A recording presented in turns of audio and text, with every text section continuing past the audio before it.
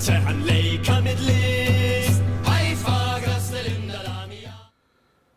Hey guys, Jim here. Welcome in once again. Today we're going to be taking a look at two very special handmade custom knives out of Norway, made by my good friend Glenn Are Hovin.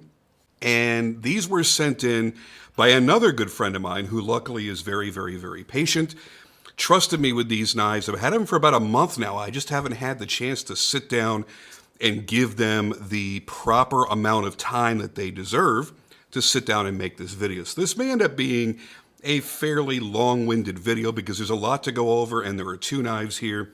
Crazy materials, incredible finishing, beautiful designs all the way around. And let's go ahead and start with the little guy before we get into the big guy. Oh. This is the Link. Oh man, what an absolute stunner. Now this is actually a really small knife from Glenn. It's only a 2.9 inch blade. Now Glenn, obviously being from Norway, is a rather large individual with enormous paws. And I have a hard time picturing him making such a small knife with such large hands and all of the detail that went into this. And everything is done so beautifully, so precisely. All this damasteel is etched beautifully.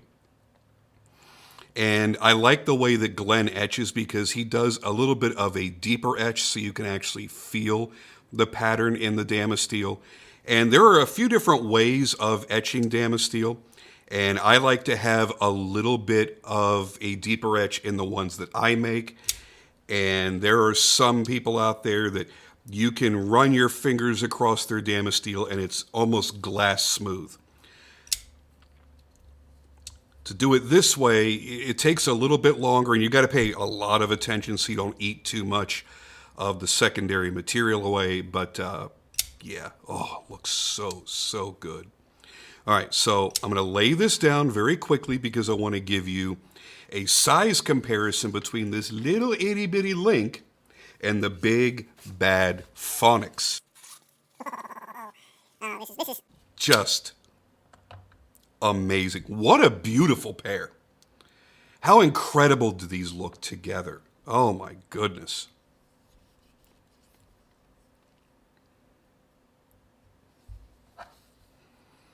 Just want to stare in awe for a second.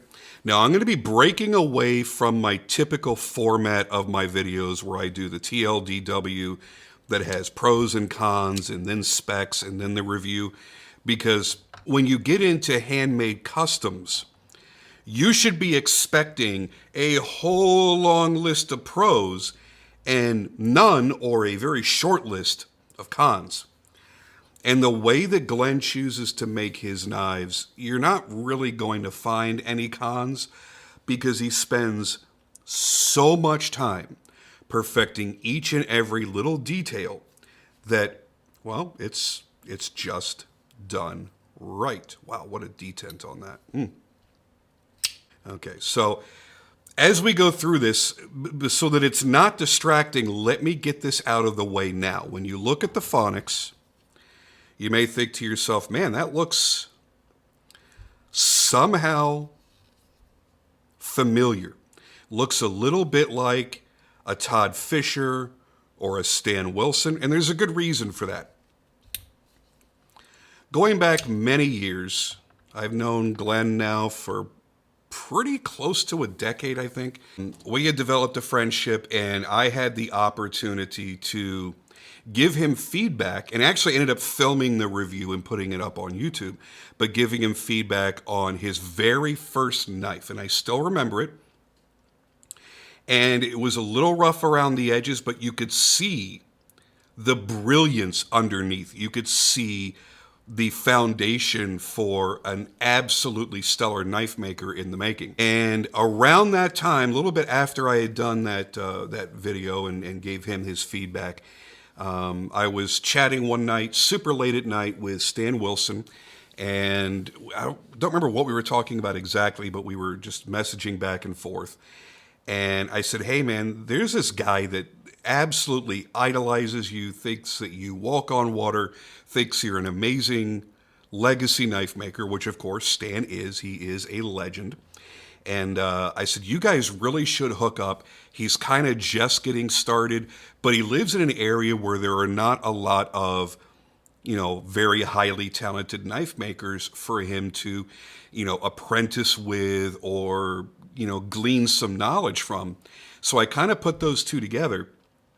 And Glenn and Stan would spend hours and hours and hours through the wee hours of the morning talking on the phone, and Stan offering advice both in design as well as in execution and finishing.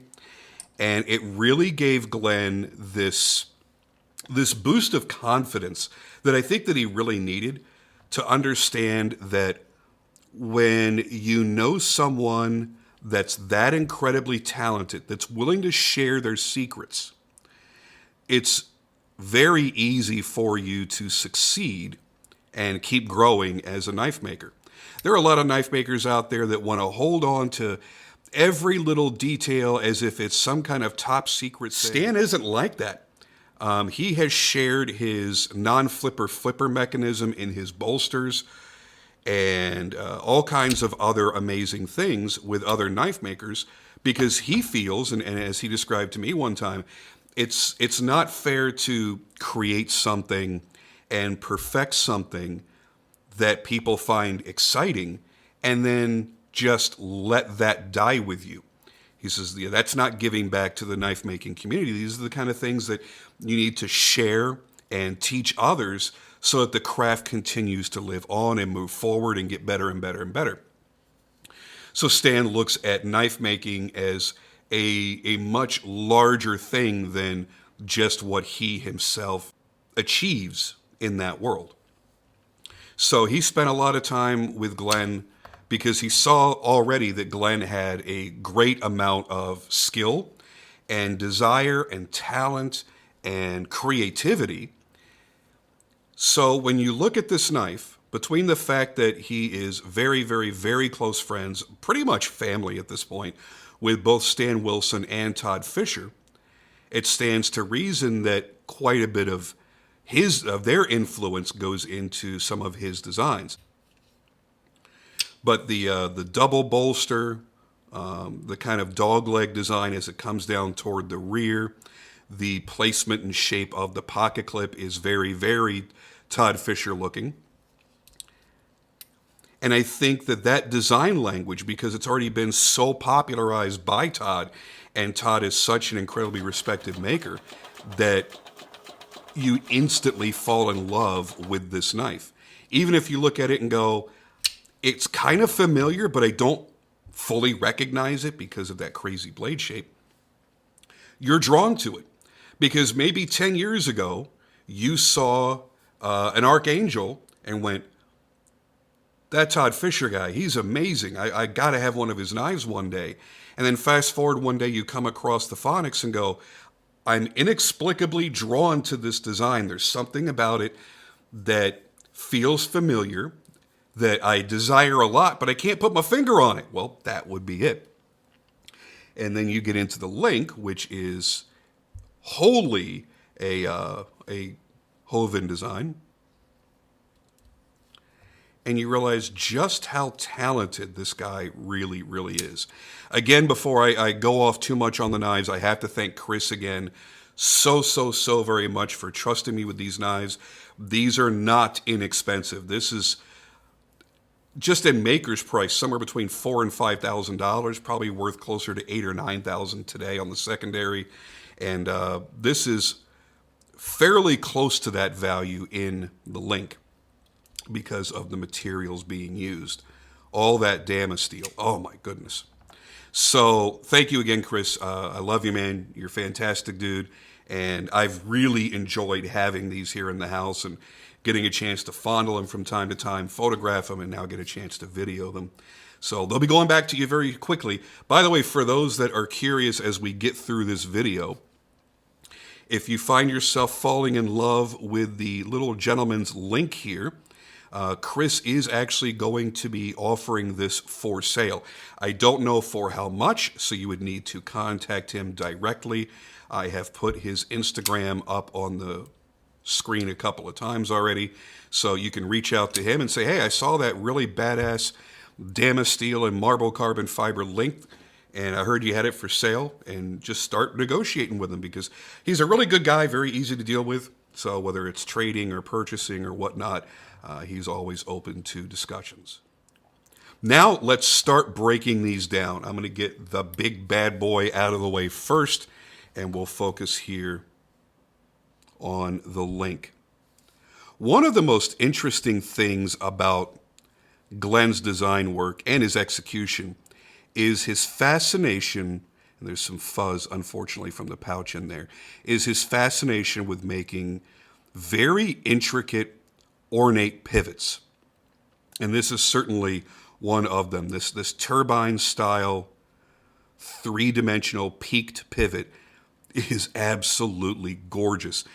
And what's amazing is the guy does not own a CNC. As I mentioned earlier in the video, his shop is basically, it's like a medieval blacksmith shop. There's very little technology going on in his shop. You would be amazed that he's able to put out this level of detail and perfection out of such an ancient kind of primitive shop. But it just goes to show you how incredibly talented he really, really is.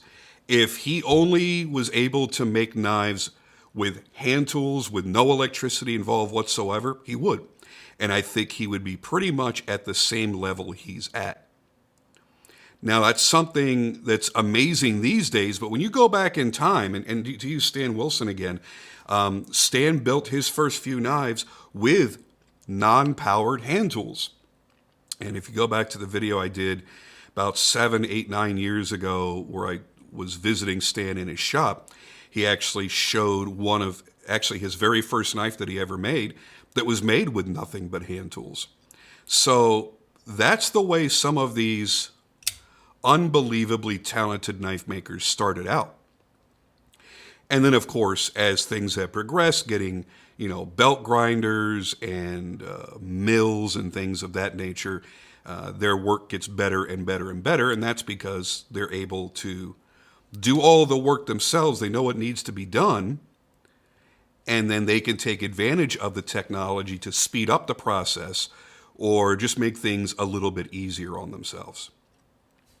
Now, let's take a look at this down here. Okay.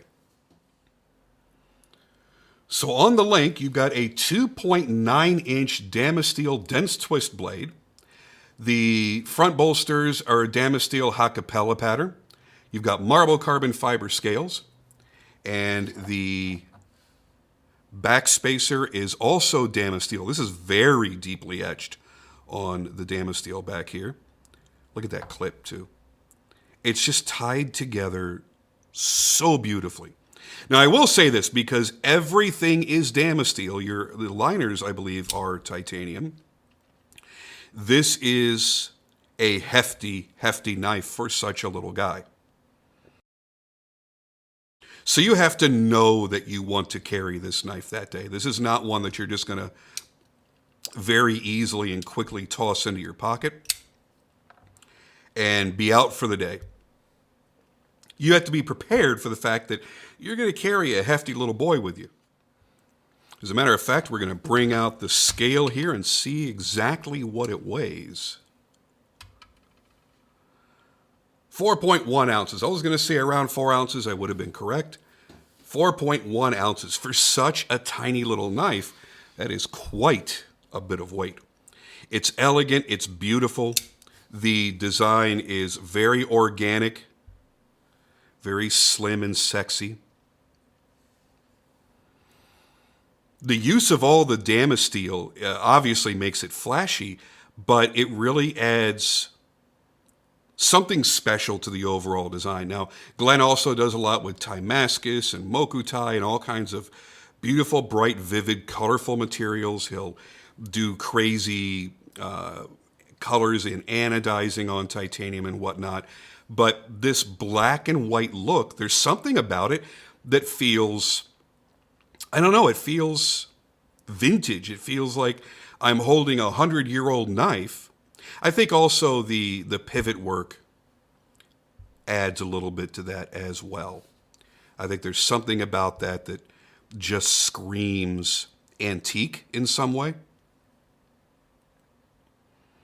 But it's a beautiful, timeless design. Here is his lockup.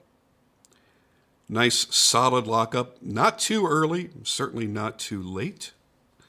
We'll take a look at the blade centering.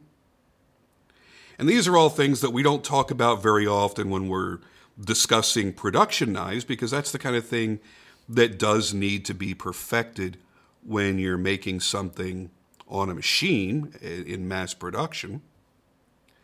What does it say here? Does it say link? Can't quite see. Can we get a better... Trying to see what's hand engraved there, and I can't quite tell. Am I even holding it the right way? Is it upside down? Haven't got a clue, but there's some fine engraving in there. And I believe Glenn generally marks on the inside of the back spacer. This one is not, and that's probably why he did that there. Okay, so that's basically him signing the titanium liner.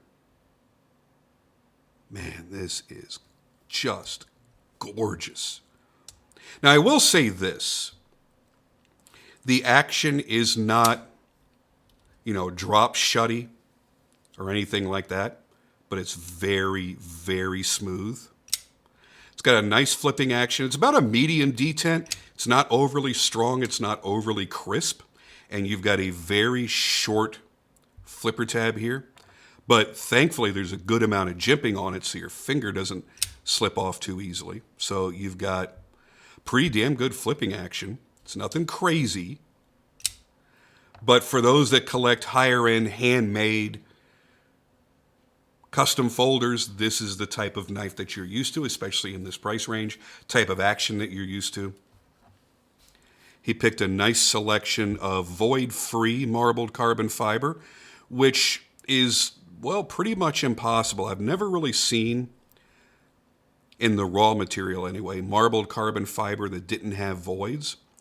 So whatever voids may have been in there, he would have filled himself.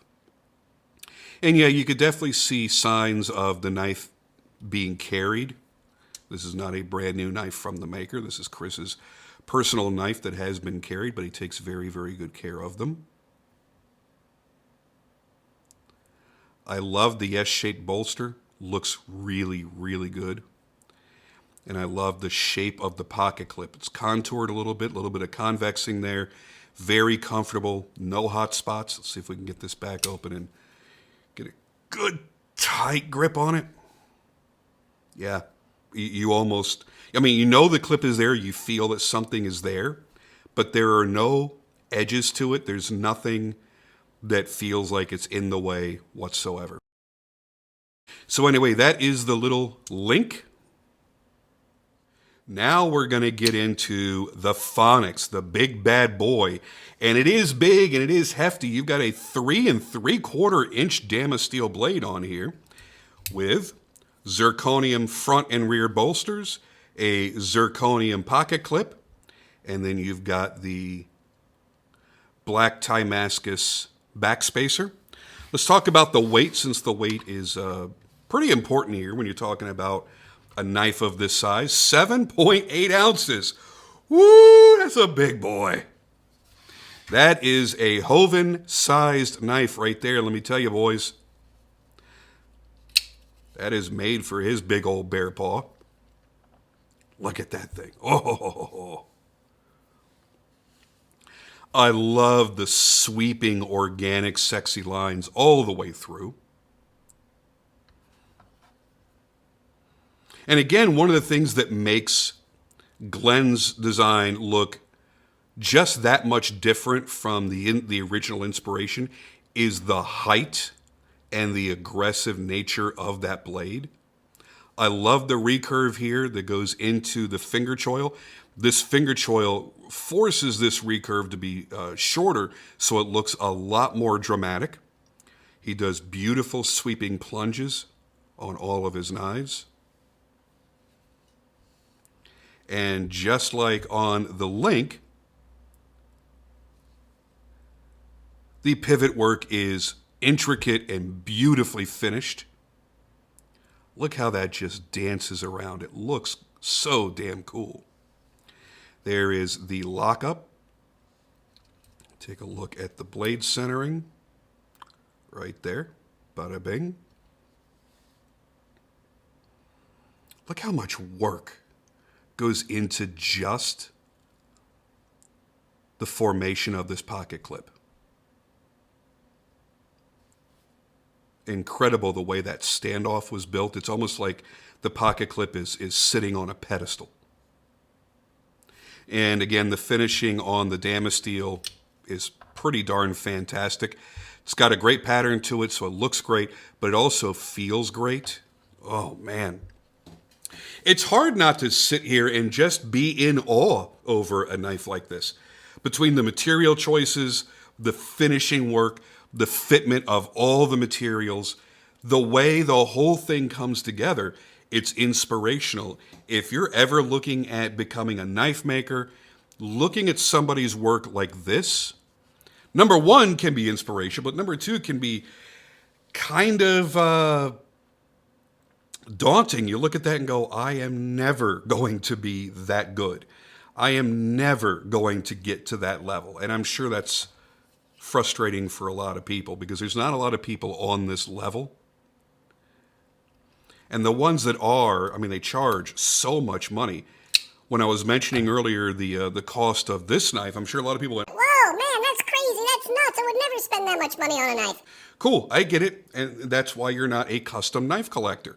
Maybe you would prefer to put that money in gold bars or silver bullion or motorcycles or cars or something else, or guns, but when you're at this level, you have to realize you're not just buying the knife, you're not just buying carbon fiber, zirconium, and Damasteel.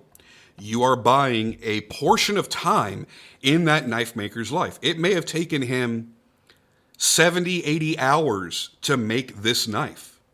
I don't know. I didn't ask how long it took him to make it. I'm sure he probably doesn't remember.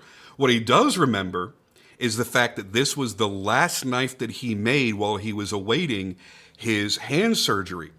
So he says every piece and part of making this knife, all these individual components and the knife as a whole, was a very painful experience because his hands were in agony and he had been pushing off doing his hand surgery for a long, long time because he didn't want to stop making knives because he has always had quite a backlog of orders. So he was in pain the entire time. This was a direct order that Chris made with Glenn, and it was made specifically for him in this configuration. You got fat carbon winter storm scales, the black Timascus backspacer, all black and white basically until you get to that Timascus backspacer, which gives you that pop of color.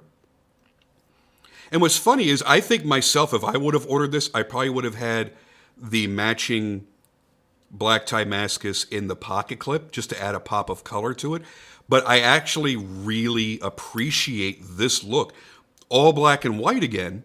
The only pop of color is when you flip the knife over and then you go back to black and white again. So I actually like the subtlety of that, even though I'm not always a subtle kind of guy. I really like the subtlety in the overall scheme of this knife. And with such a big blade, 3 3/4 inches, it's imposing. So when you whip this out, and you flip it open, not only are people amazed at the beauty and the finish work and the materials, but they're looking at it going, holy hell, look at the size of that monster. Yeah, it's a big boy. And it's impressive no matter how you look at it or how closely you look at it. One of the things that I've always appreciated when I've looked at Todd Fisher's knives is this choil right here. And this is where all of the mechanics of the knife come together. You've got the flipper tab and tang of the blade, you've got the titanium liners, then you've got the bolsters, and then you have the lock interface. And all of this is just so beautifully matched. Glenn has scalloped reliefs into the liners here so that it's easier to access the lock.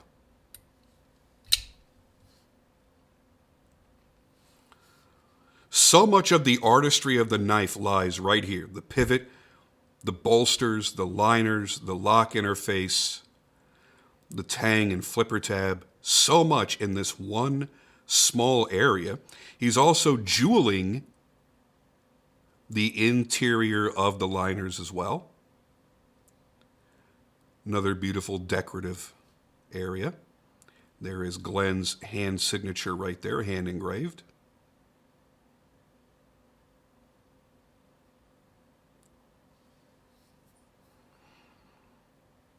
I don't know, it's knives like this that really got me into loving knives as much as I do.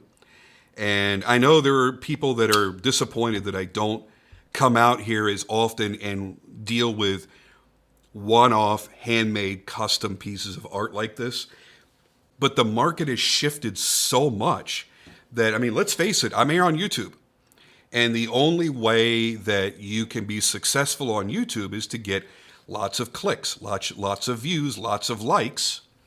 And the more likes you get, in case you don't understand how YouTube works, when you like a video, the more people like it, the more YouTube will actually push that video out for more people to see.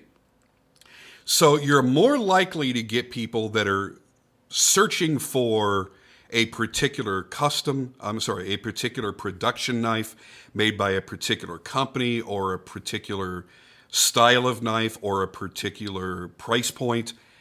And because that audience is so large, it's a lot easier to come out here and show you a $300 production knife than it is a $4,000, $5,000, $10,000 handmade custom knife. Just because the interests are more broad in the first category.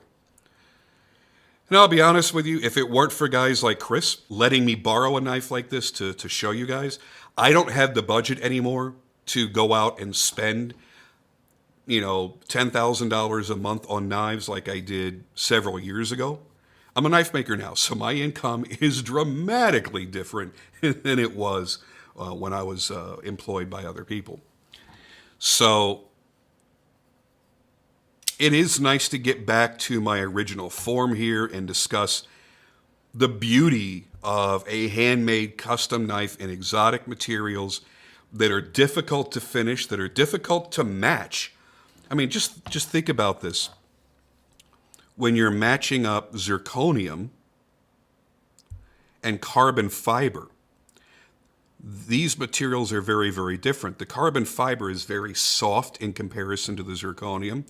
So to get this perfectly matching where you cannot feel, absolutely cannot feel the seam between the two materials as they've been, or actually three, because there's a bolster back here, titanium, carbon fiber, zirconium, carbon fiber, zirconium.